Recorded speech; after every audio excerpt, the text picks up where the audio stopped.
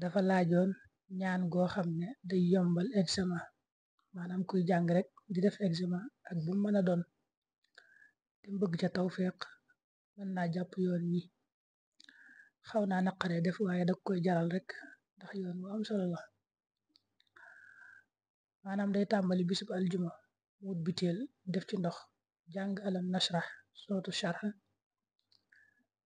121 ci bisu aljuma bi muy téeméer ak ñaar fukk ak benn.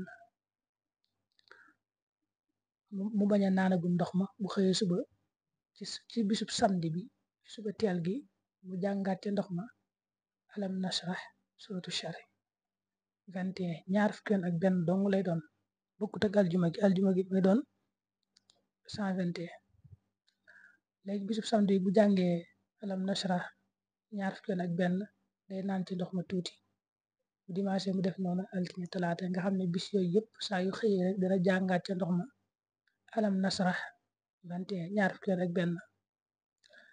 bu ak suwaatee ci ajjuma ja nga xam ne mat na semaine, ajjuma jooju mu jàngaat alam nasrah bi saar wi ci ndox moomu téeméer ak ñaar fukk ak benn, nga xam ne yaari ajjuma yëpp 121 lay doon.